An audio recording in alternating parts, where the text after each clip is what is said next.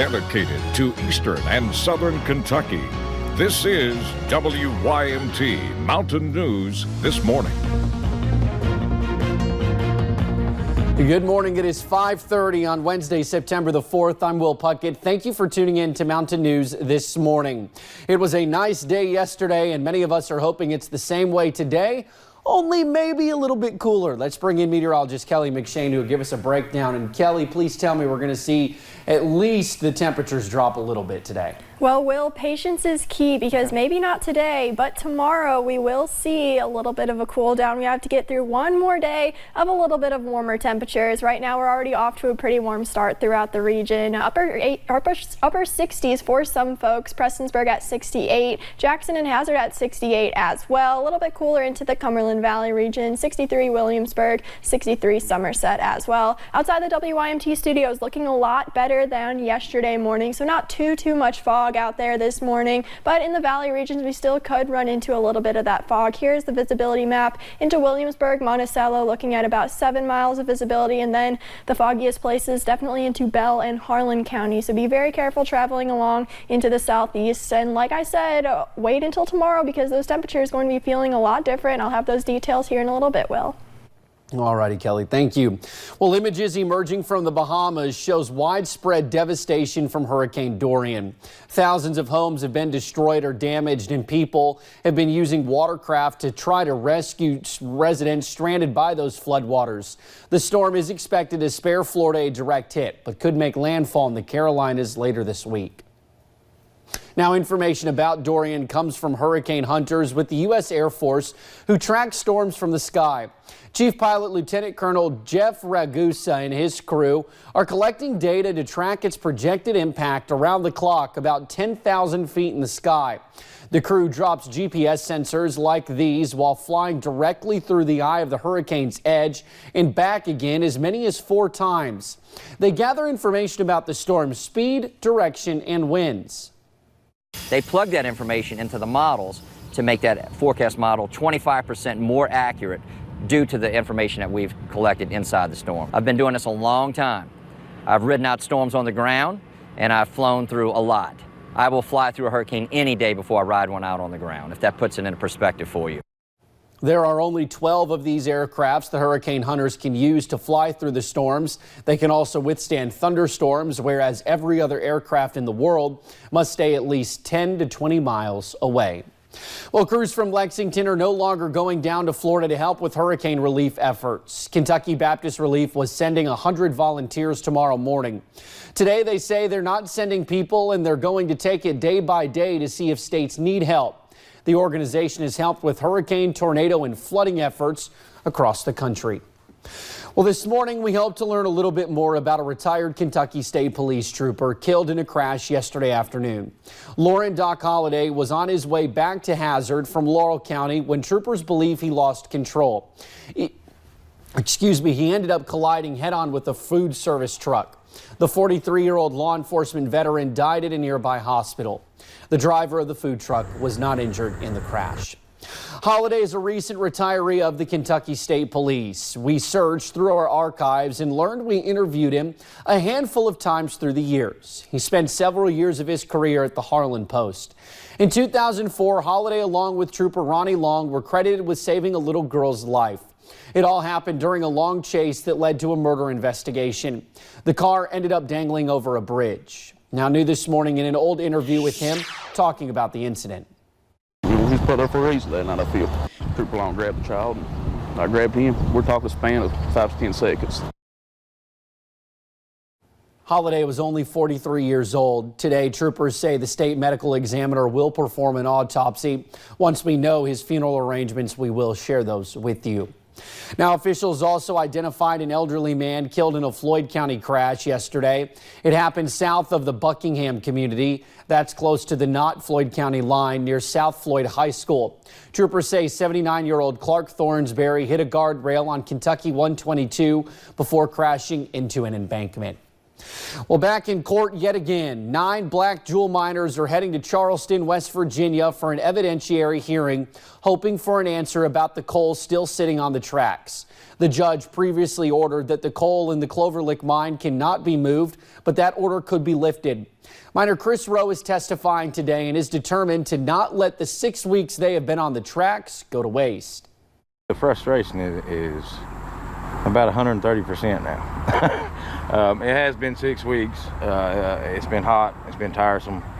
But you know, we're all sticking together and staying strong with it. The hearing will be this afternoon at 2. The judge expects it to continue into Thursday. If that is the case, it will resume at 9 in the morning. Meanwhile, Kentucky's labor secretary is responding to calls for his resignation. Attorney General Andy Beshear says his office found dozens of coal companies that have not filed required performance bonds. That's what led to bounce checks for black jewel miners in Harlan County. Labor Secretary David Dickerson says the state cannot force a company to post a performance bond, but can only fine a company for not having one. He says he hopes lawmakers will work to fix this loophole. A big day for the City of London yesterday as they officially took over the Levi Jackson State Park. The city worked on the project for nearly 2 years. WYMT's Lauren McCourt talked with officials who say they look forward to making some changes. There is nothing better than the great outdoors. We've been coming here many years and we really enjoy it. And the Levi Jackson Park is no exception. That's where everybody went when I was a child. From campgrounds to wildlife, this park is sentimental to all. When we first started coming here, our kids were like 5 years old. But for the last few years, not many have taken advantage of this beautiful haven. We've seen a gradual decline in the condition of the park. So after some negotiation, the state handed over the park to the City of London. It means so much, you know, to the City of London and to me personally. Hoping to restore this Eastern Kentucky treasure back to its prime. We'll do a little painting and brighten it up a little bit, put our own spin on it. And make some upgrades to bring more visitors in. One of the first things that we're going to try to do is to upgrade the camping area because that is the heart of that park. Even though a few changes are underway, Levi Jackson will remain a park always. The beauty of this park will always remain. It's just a good place to come to is all I can say. In Laurel County, Lauren McCourt, WYMT Mountain News. Now, the official new name of the park will be the Levi Jackson Wilderness Road Park. A Laurel County woman is accused of driving under the influence with children in the car. Verna Evans is charged with operating a motor vehicle under the influence and 5 counts of wanton endangerment. According to her arrest citation, she was arrested on Blakely Road Monday, just after 7 in the evening rather. Police say some children went up to a home on that road saying they were scared Evans was going to wreck. Officers arrested Evans. The children were turned over to social services. To Rockcastle County now, where police say they found a wanted man hiding in a closet. Police say officers chased Mason Phillips. He ran into a nearby apartment in Broadhead. Police say he had 3 active warrants. Phillips is facing additional charges. He was taken to the Rockcastle County Detention Center. After 2 shootings at Walmart stores this summer, the retailer is now announcing plans to stop selling some types of ammunition. It's also asking that customers stop openly carrying guns into stores. CBS News' Mark Liverman has more. Walmart says it's scenes like this that have caused the company to change its policies on ammunition and gun sales. Just a month ago, 22 people were killed in a mass shooting inside this El Paso Walmart store. Since then, another 48 have died in other mass shooting incidents. On Tuesday, Walmart CEO Doug McMillon referenced the tragedies in a memo. He said, "It's clear to us that the status quo is unacceptable.